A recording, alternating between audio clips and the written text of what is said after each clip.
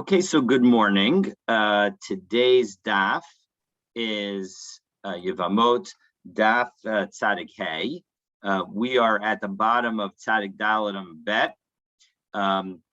And yesterday, I noted the fact that there seems to be something unfair going on here, right? A wife whose husband goes away and a witness comes and says he's died. She does whatever investigation she can. She thinks that it's accurate, and she gets remarried. And then the husband comes back. She's, our Mishnah at the beginning of the Perek, I think it was that detailed all the terrible things that happen as a result. And so she's punished with 16 different punishments and the like. And so, and then on the other hand, we have a man whose wife goes away, and his wife, and again, a witness comes and says that your wife died, while you were away, while she was away. And he then marries her sister, which is just as her marrying somebody else when he's still alive. His marrying her sister while she's still alive is also a violation of the Torah. And so, and yet she's not punished. He's not punished. And so effectively, that's going to be the question that we're going to begin with today. So let's take a look. So we're going to start 3 lines up from the bottom of Tzadik Dalet Amud Bet. Second word on the line, v'teyaser b'shchiva da'achosa. Shouldn't his wife become prohibited to him through the fact that he had relations with her sister? Just as when the husband goes away and then she has relations with somebody else, so the wife is forbidden to him in that situation. Meaning, shouldn't there be a parallel between the two situations? Meaning, in both situations, the spouse who's remained in town has ended up marrying somebody that they're not allowed to marry with, and they're not allowed to have relations with, and they had those relations. And in one situation, the husband and wife are allowed to get back together. And in the other situation, the husband and wife are not allowed to get back together. So, lo dami. So the Gemara answers that, in fact, these cases are not comparable. Ishto that the situation where if the wife were to have gone and married somebody else, or had gone and slept with somebody else, well, then in that situation the Torah prohibits her. Indeed, it's this week's parsha that prohibition exists in Parshas Naso, at least in Chutz La'aretz. The parsha this week is Naso, and so because in Eretz Yisrael they're off a week. They did Naso this past week, but in any event, the point is that if in fact she goes out intentionally and has marital relations with another man, she's no longer allowed to stay with her husband. So in that situation, the shogeg gazur b'rabanan. So in that situation, when she thinks that it's all right, because of course her husband, she's told by one witness that her husband has died, so we'll allow her to, we'll tell her that because if she did it on purpose, we would prohibit her from returning to her husband. Similarly, even if she does it by accident, because she thought her husband was dead, we'll say that she cannot go back to her husband. On the other hand, achos isha, and now we turn to the top of Tzadik Hey Amud Aleph. On the other hand, when it comes to the sister of the wife, where the husband has relations with the sister of the wife, there is, if the man were to have an affair with his wife's sister, it would not result in him having to separate biblically from his wife. Now, it might result in their getting divorced, but there's no requirement that they actually separate. So b'shogeg lo gazru barabanan. And so as a result, when it's done inadvertently, when the man thinks that his wife has died and that's why he marries his wife's sister, well, then we're not going to, the rabbis are not going to institute a punishment. So uminalan de lo asira. One second, how do we know this statement that you just made? How do we know that in fact, if a man has relations with his wife's sister, then in fact, his wife is not prohibited to him? Tanya, the basis for that is a brisa where we say the following: Osa, that the pasuk in this week's parsha says, "B'shachav ish osa," when a man lies with her, shikva zera, a knowledge that marital relations, v'nala me'inei isha, and it's outside the vision of her husband, v'nitztara, and it's hidden, v'hit nitma'a, v'eid ein ba, and there's and she's now become defiled, and there's no witness, v'hilon is baza, and it's not public. So the point is that so the point is osa, right? She osa. So now we go back into the Gemara. Osa shchivasa osarta. It is only somebody who is only through relations with her that she is prohibited to be with her husband. The ain shchivasa osarta, but somebody having relations with her sister, namely her husband having relations with her sister, that will not cause her to be prohibited to stay with her husband.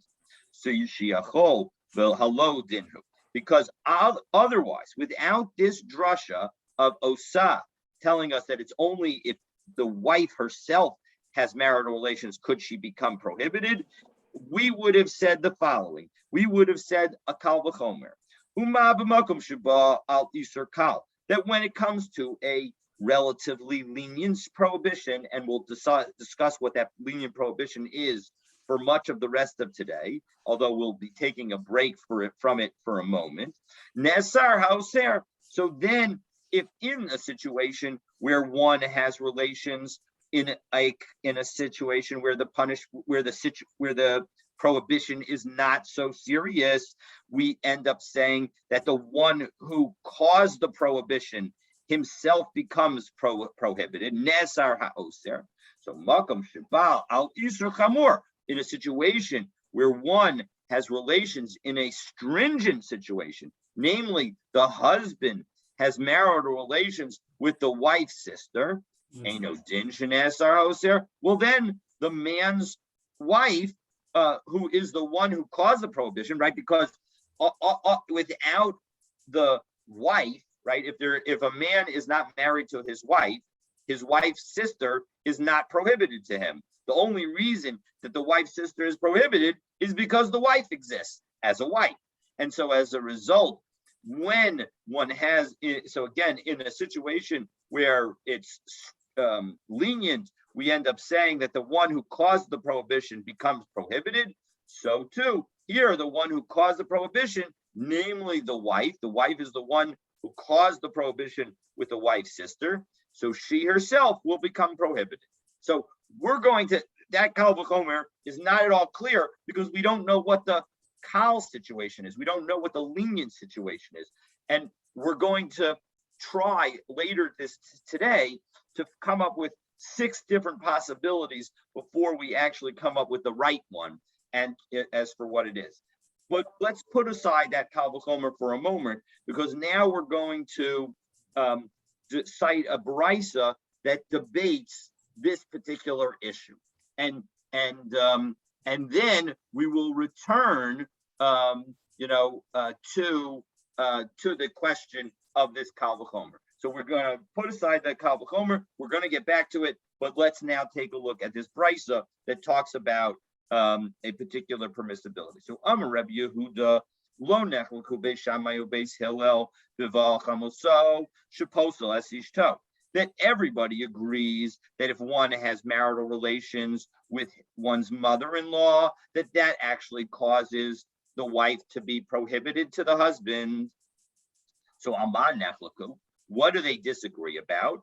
It's where one has relations with one's sister-in-law. If one has relations with one's wife's sister, so Beis Shammai omrim posel, Beis Hillel omrim lo posel. So again, according to Rabbi Yehuda says everybody agrees. And again, the Torah prohibits both of these things. The Torah prohibits a man from having relations with his wife's sister, and the Torah prohibits a man from having relations with his wife's mother or daughter, for that matter. And so, in those situations, Rabbi Yehuda says everybody agrees that the wife becomes prohibited if you have relations with the mother or the daughter. But on the other hand, when it comes to the situation of the wife's sister, so then Beis Shammai says that the wife becomes prohibited, and Beis Hillel says the wife does not. But that's the first view. Now we have Amar Rabbi Yossi. Rabbi Yossi says something different. Rabbi Yossi says, Lo nechelchu Beis Shammai u'Beis Hillel b'val achos ishto. Shelo posel es ishto. No, it's the whole opposite. That in fact, when it comes to this wife's sister, everybody agrees that there's no prohibition whatsoever. That if the man has relations with the wife's sister, he's not prohibited to have relations with his wife going forward. On the other hand, Alman Neflaku, what do they disagree about? Bival Chamuso, when the man has relations with his mother-in-law, or his wife's daughter. Beis Shammai omrim posel. In that situation, then it would disqualify the wife. Beis Hillel omrim lo posel. And the Beis Hillel says, no, it does not disqualify the wife. The wife didn't have relations, and so as a result, we're not going to punish her. So lefisha b'tchila, and why is it? Rabbi Yossi now is going to explain his approach, because initially, right, hu mutar b'chol hanashim sheba'olam. Initially, before the man and wife are married, he's allowed to have relations with any woman. And she's allowed to have relations with any man. Kidsha, when he marries her, hu osra v'hi asarto. Each of them cause prohibitions to the other. Meruba isur sha'asra me'isur sha'asarto. When it comes to him, he causes her to be prohibited to a lot of people, because basically she's prohibited to all men, because a woman is not allowed to marry multiple men. Shehu asra b'chol anashim sheba'olam, right? Because she's prohibited to all the men in the world. V'hi lo asarto ela b'krovoseha. On the other hand, she only causes him to be prohibited to her close relatives, namely her mother, her daughter, etc. V'halo dinu. And so as a result, we can have the following kal v'chomer. Umahu. And when it comes to the husband, who causes his wife to become prohibited to all the men in the world, and so now when a wife who accidentally sins with another man, who's prohibited to her, and yet does not become prohibited to the man who's permitted to her, meaning that if in fact she's told by two witnesses that her husband died and she has relations, so then she's allowed to go back to her husband. When he's only prohibited to have relations with her close relatives. So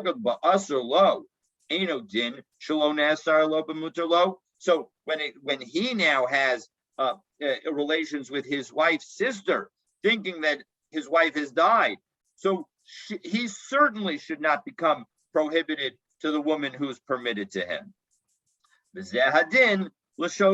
And so too, we should say the same thing for somebody who has inadvertent relations with the wife's sister. So this Kal V'chomer tells us about the fact that somebody who does so accidentally because he or she has been told that their spouse has died.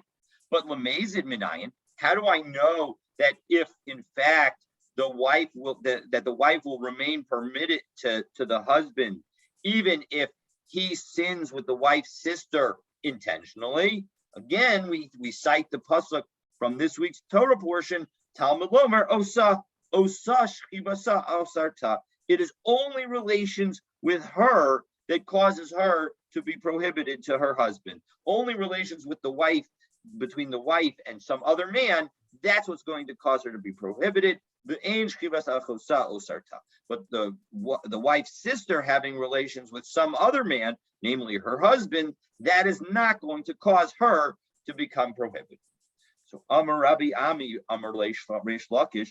So my time at Rabbi Huda. So this brisa, which we just finished, gave us a very detailed explanation of Rabbi Yossi, but it didn't tell us what Rabbi Yehuda thought. So why? And Rabbi Yehuda again was the first opinion that said that the machlokas between Beis Shammai and Beis Hillel is only about the wife's sister, and that everybody agrees with respect to the wife's mother that in fact, if the husband were to have relations with the wife's mother, that the wife would be prohibited to him. So what was his thinking? So his thinking is the following: Dichsiv, because we have a pasuk, Be'esh Yisrafu Oso Be'eshen.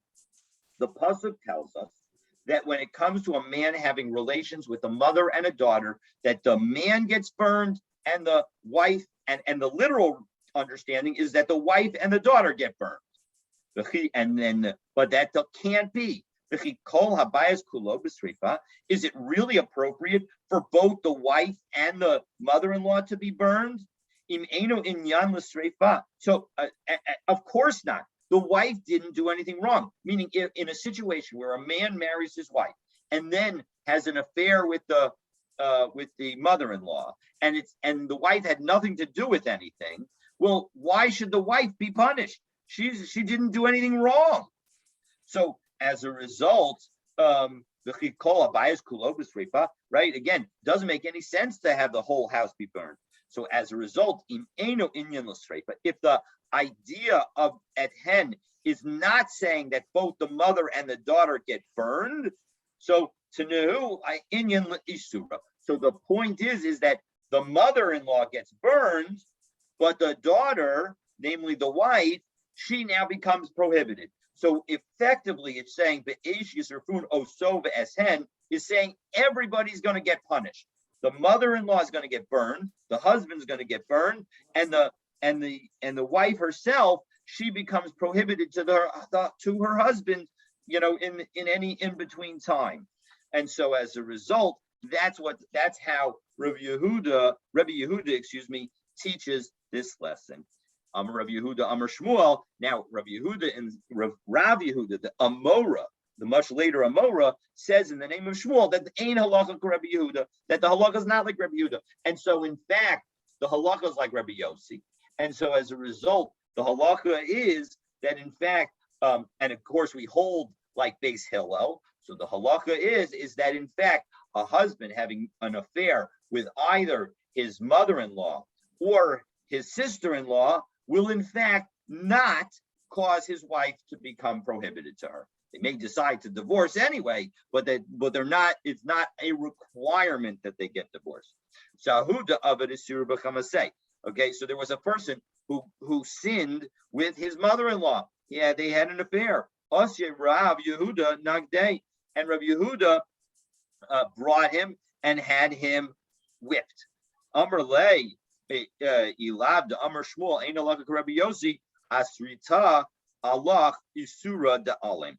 And if not for the fact that Shmuel had said that the halacha is like Rabbi Yehuda, I would have caused your wife to become prohibited to you forever. So bottom line is that that's in fact the way we paskin, that it's not a requirement for the couple to get divorced if the husband, even if the husband has the affair with his wife's mother or sister. Okay, so my Isser Kal. Now we get back to this question. Again, I had promised you that we would do so, and so now we do it. So now there was this Kal V'chomer where we said that in a situation that was lenient, that we had a situation where the person who causes the prohibition ends up being the object of a new prohibition.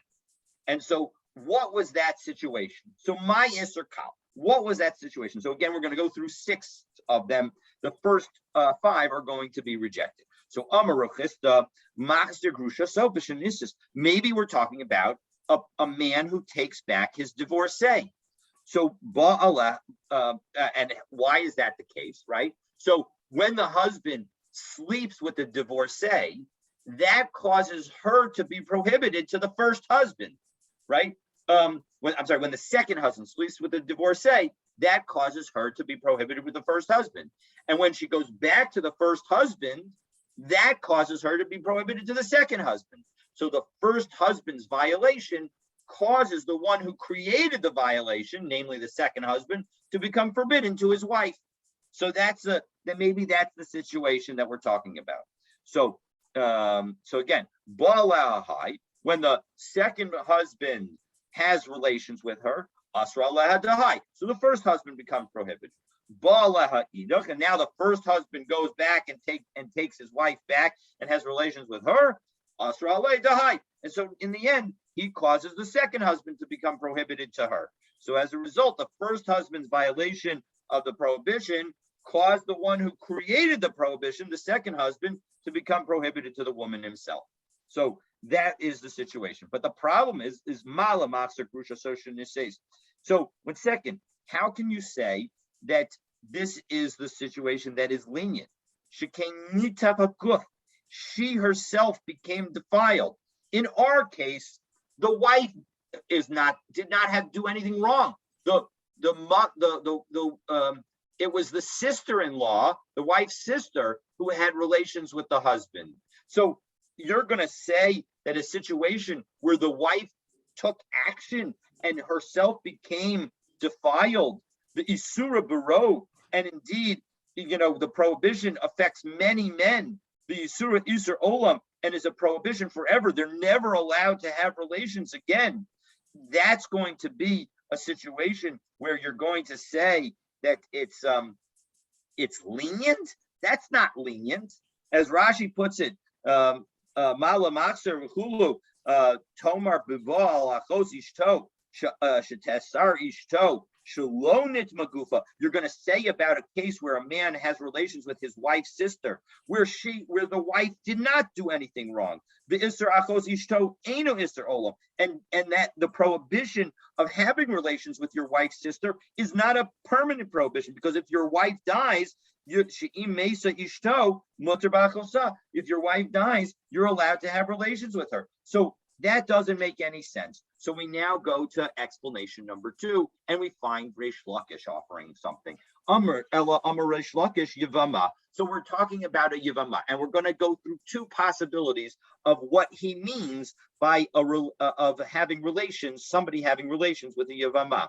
Again, a Yevama means that the wife's husband died without children, and now she's ready to do Yibum with the husband's brother. So Yevama Laman, who is it that we're talking about having relations with? If you want to say that she has relations with somebody else in the marketplace, and so as a result, she's having, it's somebody outside the family. And then we're going to talk about Rev Hamnuna, who to Amar Rev Hamnuna, Shomeres Yavam Shazinsa. If you have a woman who is waiting Yibum and she has relations with another man, Asuruli Yivama, she becomes prohibited to the brother-in-law. She's not allowed to marry her husband's brother any longer because she had a marital relations with somebody else. So Mali Yivama. So 1 second, how are you going to make that comparison? Shekain again, nitma haguf be'isur bero. Again, we have two aspects of this situation where it's strict. It's something where the woman herself was involved, and it's a prohibition that applies to all men. No, she can't have relations with any man other than the brother. or one of the brothers who is potentially going to do yibum with her. So that can't be. El Yevamos la'achin. So as a result, instead, we need to say, and now we're on option number 3. Again, this is still within Reish Lakish. When Reish Lakish says Yevamah, he means that it's where the relations is between a Yevamah and a different brother. So what's the story? Of a B'mamar Hai. So we had the first brother does mamar. And as you'll recall, mamar means that he says that I'm going to do yibum with you. And so as a result, all the other brothers now become prohibited to have relations with her. So Asra alei dahai, that causes all the other brothers to be prohibited to her. So Bala idach, and now another one has relations with her. So Asra alei dahai. And so as a result, the first husband who caused the prohibition to all the other brothers, the first brother who was going to do mamar and cause the prohibition for all the other brothers. So now when another brother has relations with her, the one who caused the prohibition of that relationship becomes prohibited himself. But the problem is, my area sheba aleha sheni. Why do you need to talk about having marital relations with the second brother? Why not afilu abad nami mamar? Even if the second brother were to try and do mamar and say that I want to do yibum with you, it would cause both of the brothers to be prohibited, because we said that that if you have mamar with one and another brother does mamar, basically nobody can do yibum.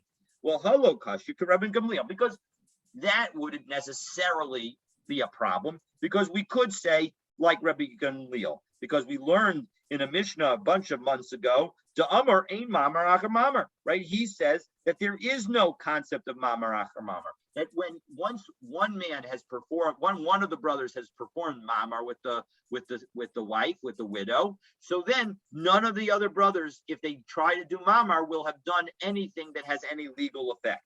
However, ela afilu nasan la get. But one second, if one of the brothers gave her a get, or maybe did chalitza with her. So in that instance, even though the first brother had done mamar, now the first brother becomes prohibited. So you didn't need to talk about marital relations. We could have talked about something even less or something else. So it can't be that the Brisa is talking about a Yevamah. So now we go to effort number 4, and we hear from Rabbi Yochanan. Rabbi Yochanan says, Ella Amar Rabbi Yochanan Sota. Again, this week's Torah portion where we talk about Sota. Sota Laman. So, okay, fine. The Sota woman is going to be prohibited. But with whom is she having the prohibited marital relations? So, Ilay Malaval, if you're going to say that she has prohibited marital relations with her husband, so Ba'alah Baal Asra Alei Devoel. So let's go over the Sota story. In a Sota story, a woman has been secluded with a man who isn't her husband, who the husband suspects of having an affair with his wife. And so as a result, she now immediately becomes prohibited to her husband and prohibited to that man. She's not allowed to have marital relations with either of those people. However, once she goes through the Sota story, if it turns out that she was actually innocent and did not have marital relations, if she divorces her husband, she's allowed to marry the man with whom she had secluded. So now, on the other hand, when in this interim period, before she's drunk the Sota waters, she has marital relations with her husband, which she's not allowed to do, because during this period, until she drinks the Sota water, she's not allowed to have marital relations with her husband. She's not allowed to have marital relations with the man whom she suspected, and basically she can't have marital relations with anybody. And so as a result, if in fact she has marital relations with her husband, well, we know that there's a rule that says that you can only drink the Sota waters if the husband is totally innocent. But the problem is if he has marital relations with his wife, with whom he's not allowed to have marital relations, he's not innocent. And so as a result, she's not going to be able to drink the Sota waters. Well, if she can't drink the Sota waters, then the man with whom she's secluded will never be able to be permitted to her. And so as a result, because we'll never know whether or not she had that affair. And so as a result, that maybe that's the situation. So my irya ba'aleha. But if that's true, why did you need to tell me about the husband having marital relations with her?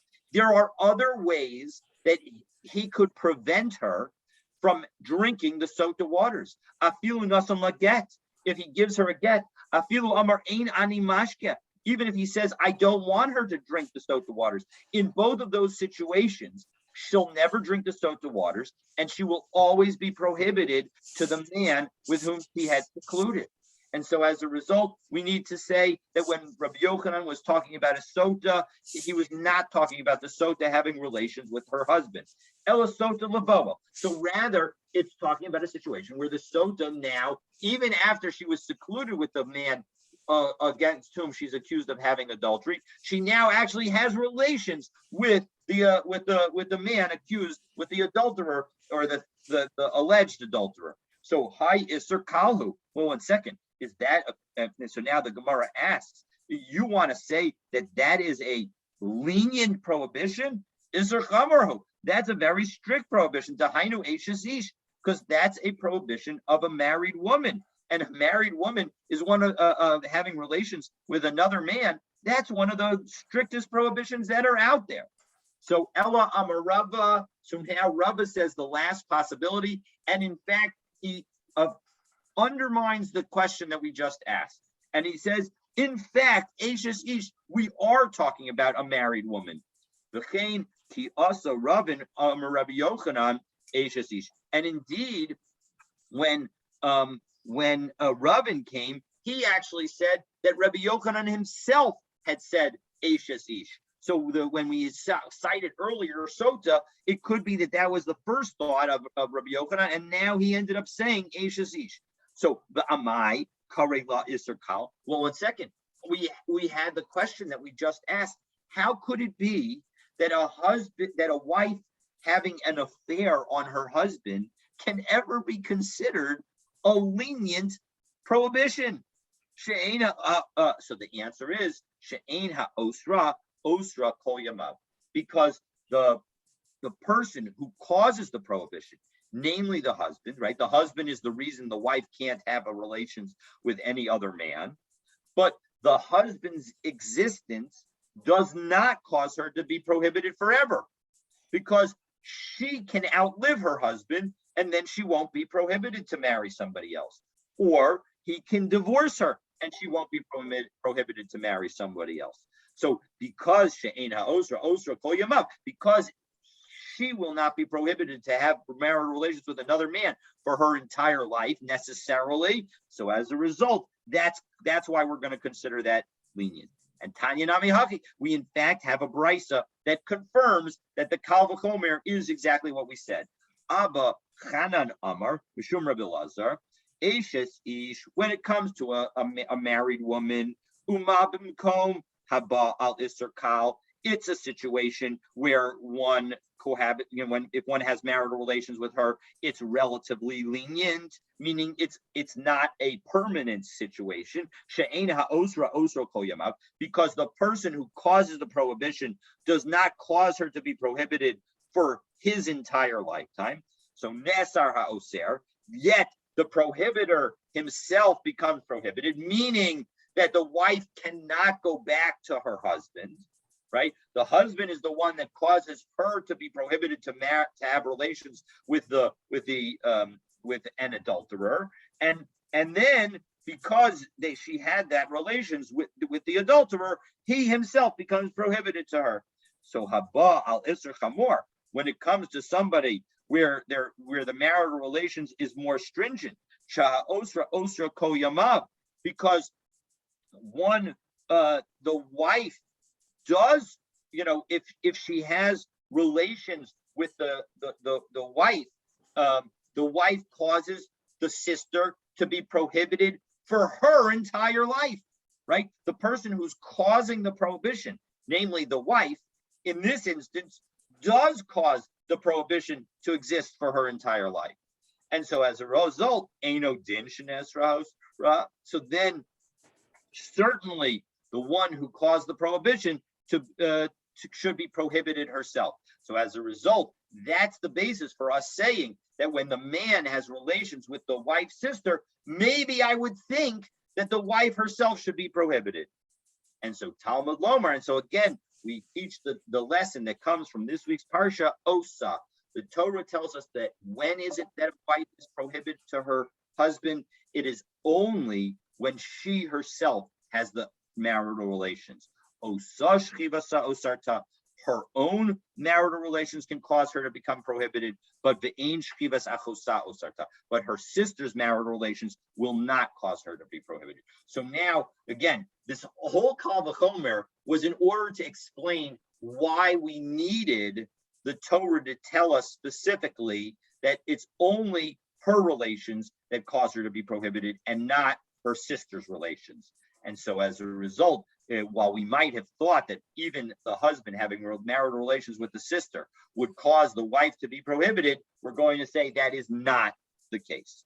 So, all right. So now that we've gone through and we finally explained that Kal V'chomer, we now go to the end of our Mishnah. And our end of our Mishnah had a quote from Rabbi Yossi. Rabbi Yossi said the following, Omer kol sheposel. He said that anyone who disqualifies others disqualifies himself, while anyone who does not disqualify others does not disqualify himself. So what does that mean? So the Gemara is going to offer four possibilities. The first two are going to be rejected, and then the last two, both of them will work. And with that, we will finish for today. Yes. So let's take a look at the four possibilities. So, my Kama Rabbi Yossi, what is Rabbi Yossi trying to say? So, Ilema de Kamar Tanakama, if you want to say, so possibility number one, you have the wife and the brother-in-law going abroad, going overseas. Eishes Giso Asira. And so as a result, the brother-in-law's wife, right? Now again, the brother-in-law and the wife go overseas, and the husband and the sister-in-law, right? The husband and the wife's sister, they end up having, they get married, and because they think that their spouses have both died, and so, but now the sister, now the wife and the brother-in-law come home. So Eishes Giso Asira. So the brother-in-law's wife, namely the sister, is going to be forbidden to the brother-in-law. The Ishto Sharia, but his own wife is permitted. That's what our Mishnah said. So maybe the Ka'amrle Rabbi Yossi is now saying, Ki heichi the Ishto Sharia, that just as the wife is permitted, Eishes Giso Nami Sharia, maybe the sister should also be permitted to go back to the brother-in-law. So, but and that's what it means when it says that right? We said anyone who does not we're going to say anyone who disqualifies others disqualifies himself. And since this guy, since he did not disqualify himself, so as a result, we'll say he doesn't disqualify others. But kol she'ein posel al yedei acherim, ein posel al yedei atzmo. But again, that didn't. Even my reading of this didn't fit well with what Reb Yossi actually said. What Reb Yossi should have said in that instance is not that anyone who does not disqualify others does not disqualify himself. Kol she'ein posel al yedei atzmo, eino posel al yedei acherim miboilei. It should have said anyone who does not disqualify himself does not disqualify others. It should not have said, again, it said in the Mishnah, anyone who does not disqualify others does not disqualify himself. But we were just talking about a situation where a person does not disqualify himself, and therefore it should not disqualify others. That isn't what Rabbi Yossi said. So it can't be that that's what he's talking about. So we've rejected number one.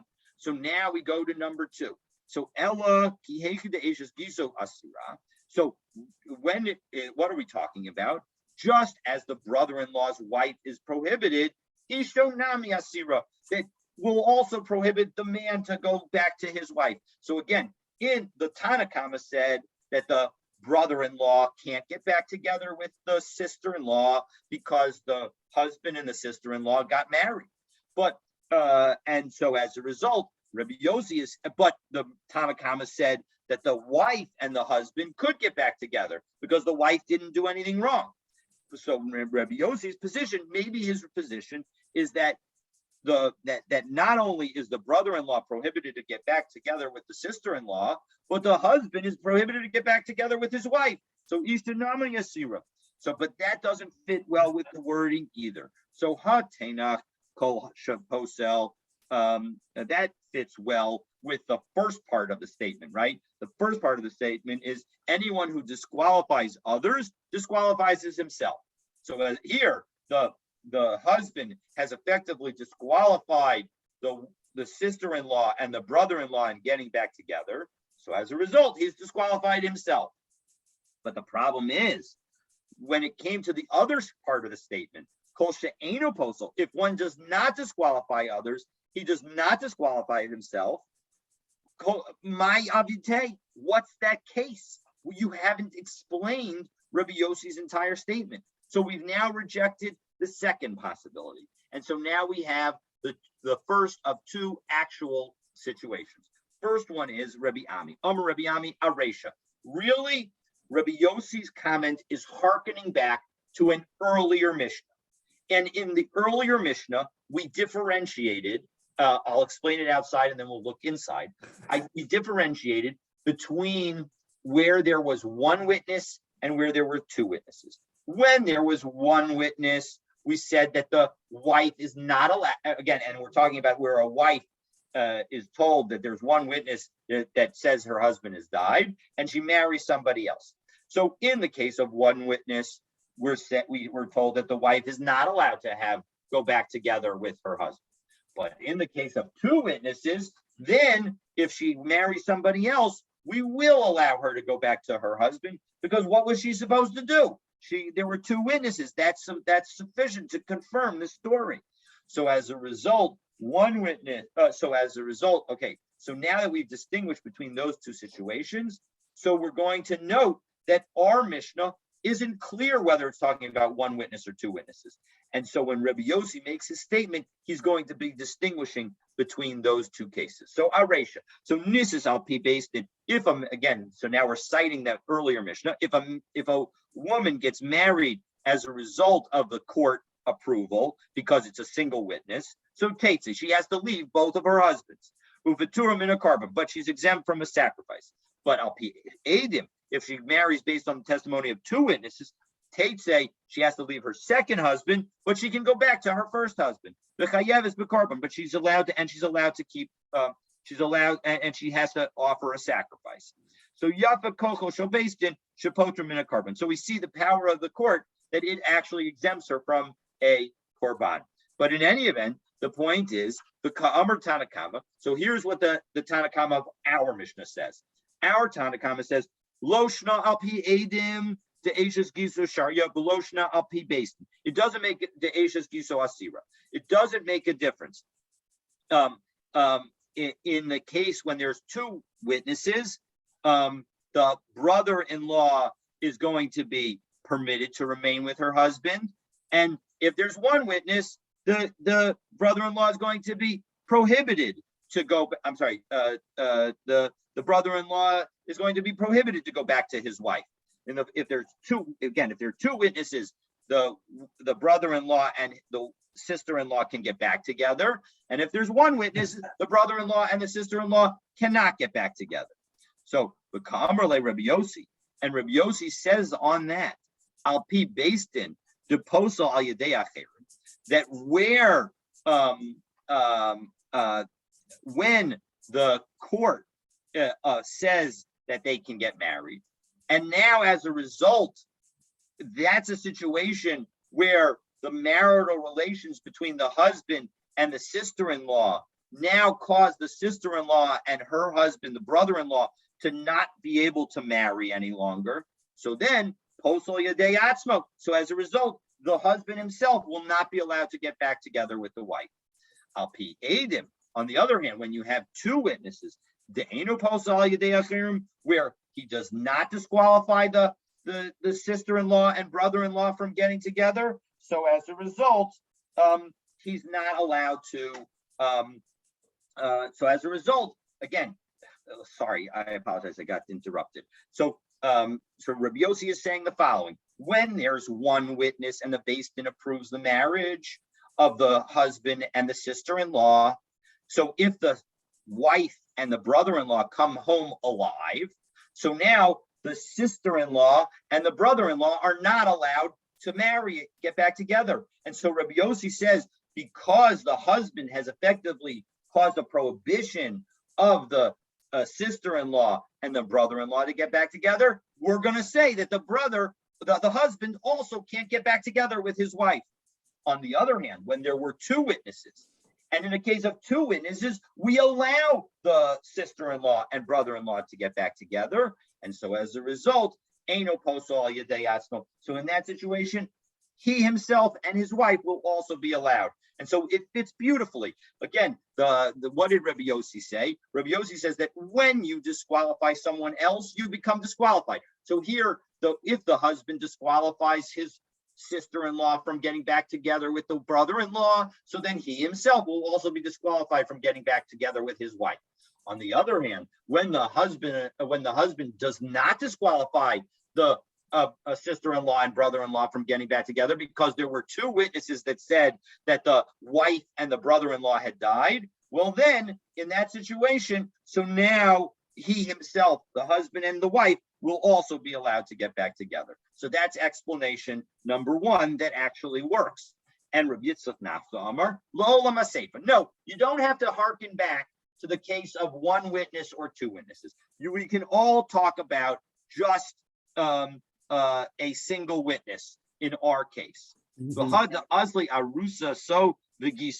That in the situation is the following. Really, we can answer, that, and Rabbi Yossi is differentiating between a situation where the wife that leaves town was only an arusa, meaning that they only did kedushin, or that they did a full-fledged nesuin. So had azli arusa so v'giso. So in a situation where the arusa is the one who went out, meaning that the wife who left had not done nesuin, they had only done erisin. So hada azla ishto v'giso, and then we can differentiate between a situation where it's a full-fledged wife and the brother-in-law who leave town. So how does that work? The ka'amar Tanakama. So in our Mishnah, our Tanakama says loshna ishto v'giso, loshna arusa so v'giso. It doesn't make a difference whether it's a brother-in-law and a full-fledged wife or a brother-in-law and a rusa. In both of those situations, Eshes Giso Asira, the brother-in-law is prohibited to have relations with the sister-in-law, the Ishto Sharya, and the wife is allowed to go back to her husband. The Ka'amrle Rabbi Yossi, and so Rabbi Yossi says to that, not true. Ishto Giso, if in fact the full-fledged wife goes away with the brother-in-law,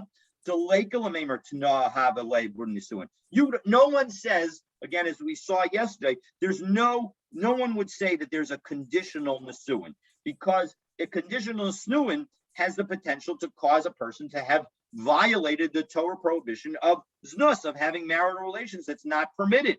And so as a result, we're never going to have conditional nesuin. And so as a result, we know that the wife who left was fully married to the husband who was left behind.